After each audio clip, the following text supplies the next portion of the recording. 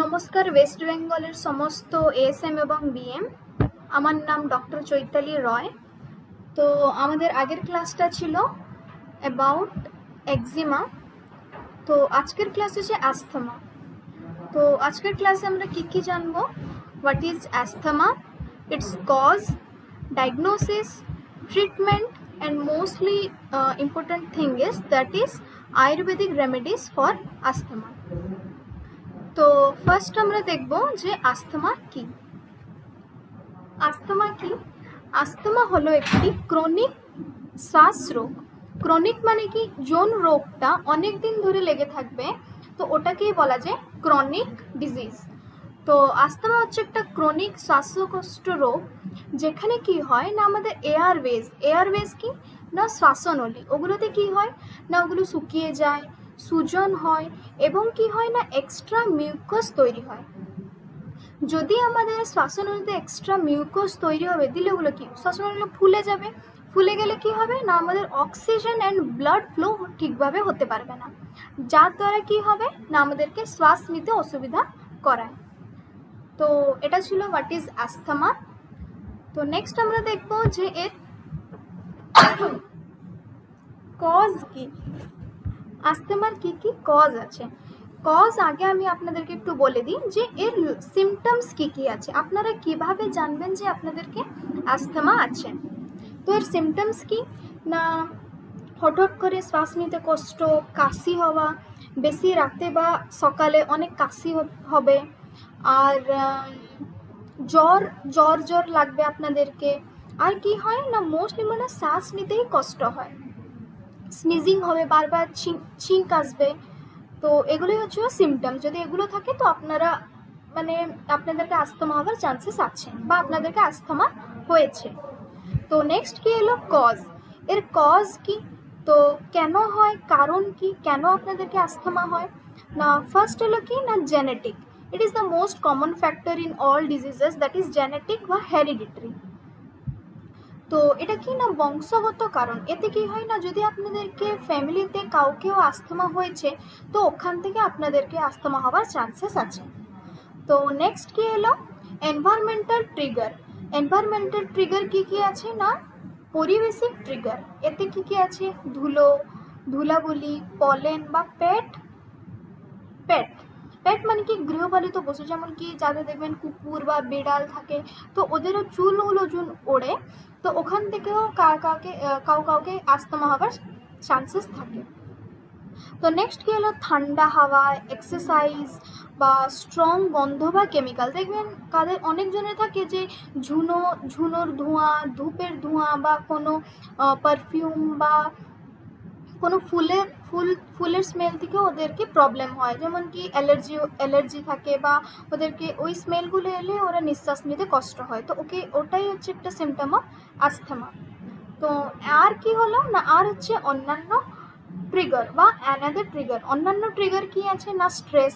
দেখবেন যারা অনেক স্ট্রেস নিতে থাকবে, তো ওরা ওই টাইমে প্যানিক হয়ে যায়। তো দেখবেন আপনারা যখন প্যানিক হয়ে যান কিছু জিনিসকে নিয়ে বা অনেক ঘাবড়ে যান, তো তখন আপনাদেরকে শ্বাস ঠিকভাবে নিতে পারেন না, জোরে জোরে শ্বাস নিতে হয়।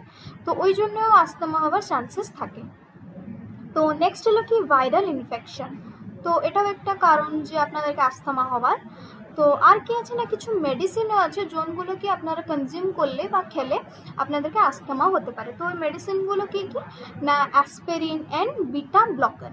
এই দুটো মেডিসিন যদি আপনারা কনজিউম করেন, তো এর জন্যও আপনাদেরকে অ্যাস্থমা হওয়ার চান্সেস আছে। তো নেক্সট আমরা কি দেখব যে ডায়াগনোসিস মানে রোগ নির্ণয়। তো রোগ নির্ণয় আপনারা কি করে করবেন, এর অনেকগুলো পরীক্ষা আছে যোনগুলোকে আপনারা যদি আপনারা টেস্ট করেন, তো আপনারা জানতে পারবেন যে আপনাদেরকে অ্যাস্থমা হয়েছে। তো ফার্স্ট কি হলো না মেডিকেল হিস্ট্রি। এতে কি হয়, এর লক্ষণ কি হয় না কবে হয়েছে বা কিভাবে হয়েছে, তো এগুলো দেখা যায়। তো এর জন্য কি হয় না যাতে ফ্যামিলিতে কাউকে অ্যালার্জি বা অ্যাস্থমা আছে কি না ওটা জানা পড়ে। যদি ওটা আপনারা জানতে পারেন, তবে কি হয় না ডক্টর একটা সাজেস্ট করবে যে আপনাদেরকে হওয়ার কত চান্সেস আছে, কি হবে কি না, তো এইসব। তো নেক্সট কি হলো ফিজিক্যাল এক্সাম। এতে কি হয় না স্টেথোস্কোপ দিয়ে শব্দ শোনা হয়। তো আমাদের হার্টবিটের শব্দ কি, লাভ ডাব। যখন আপনারা ইনহেল বা এক্সহেল করছেন তো ওর মাত্রাটা কি, কত মাত্রায় আপনারা অক্সিজেন নিচ্ছেন আর কত মাত্রায় আপনারা অক্সিজেন ছাড়ছেন, তো ওটাই এই স্টেথোস্কোপ দিয়ে মাপা যায়।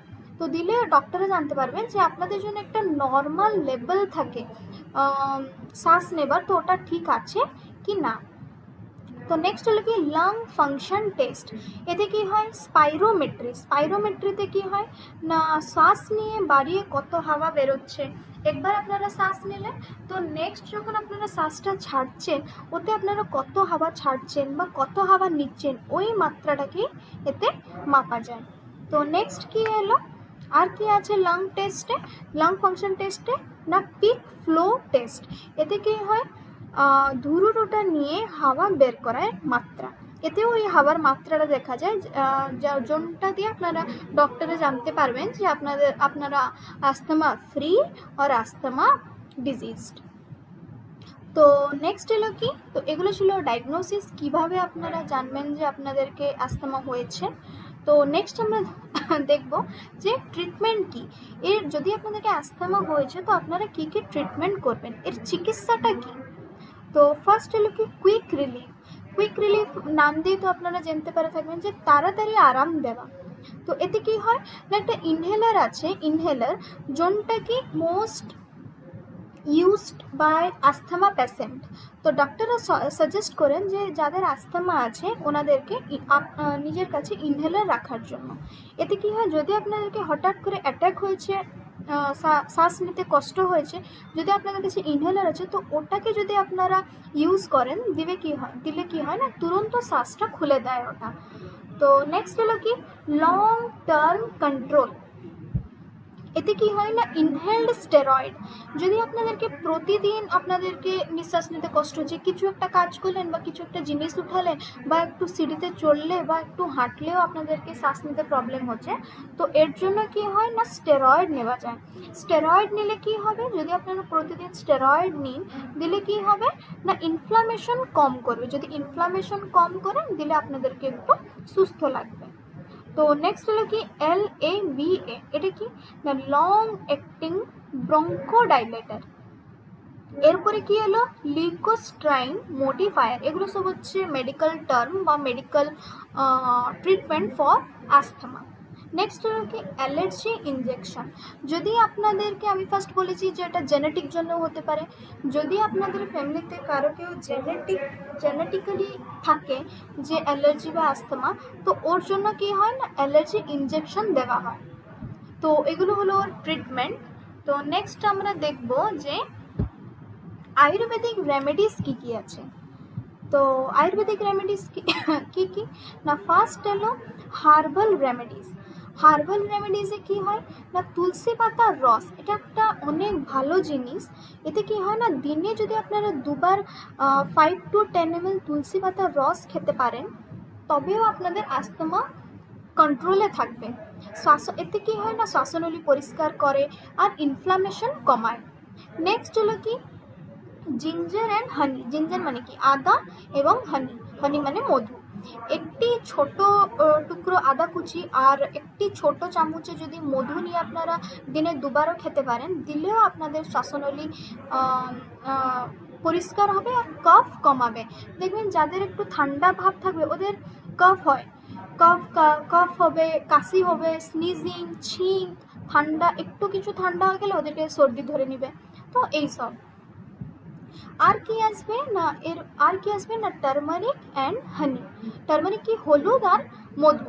যদি আপনারা একটি ছোট চামচে হলুদ আর 1 চামচ মধু মিশিয়েও রোজ সকালে খান তবে কি হয় না এটা সুজন কমানোর জন্য সাহায্য করে।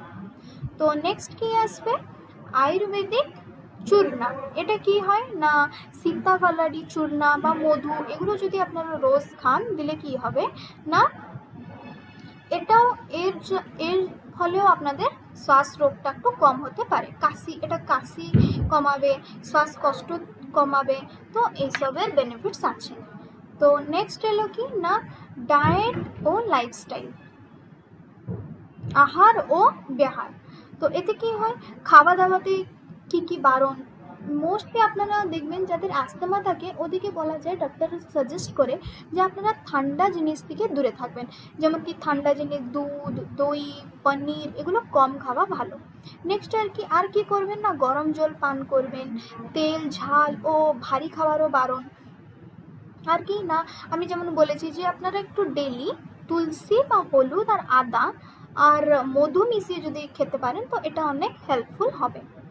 তো আর কি কি বারণ না, রাতে দেরি করে খাওয়া, ধূম্রপান করা, আর ঠান্ডা বা বরফ খাওয়া, স্ট্রেস এবং টেনশন এগুলো থেকেও যদি আপনারা দূরে থাকতে পারেন দিলেও আপনাদেরকে আস্তমা ব্যালেন্সড বা আস্তমা না হওয়ার চান্সেস অনেক আছে। তো মোস্টলি কি আস্তমা ট্রিটমেন্ট ব্যক্তিগত দোষা যেমনটা কি বাত, পিত্ত বা কফ ওই জন্য ভিন্ন হয়। তো তাই একজন পরীক্ষিত আয়ুর্বেদিক বা ডক্টরের পরামর্শ নিয়ে আপনারা যদি ট্রিটমেন্টে থাকেন দিলে কি হবে না, আপনারা আপনাদেরকে আস্তমাটাকে কন্ট্রোলে বা ব্যালেন্সে বা ঠিকভাবে আপনারা জীবনযাপন করতে পারবেন। তো আজকের এটাই বিষয় ছিল যে asthma, its cause, diagnosis, treatment and ayurvedic remedies in asthma. আশা করছি আপনাদেরকে ক্লাসটা ভালো লেগে থাকবে আর অনেক কিছু জানতে পেরে থাকবেন। তো আজকের জন্য এটুকু, ধন্যবাদ।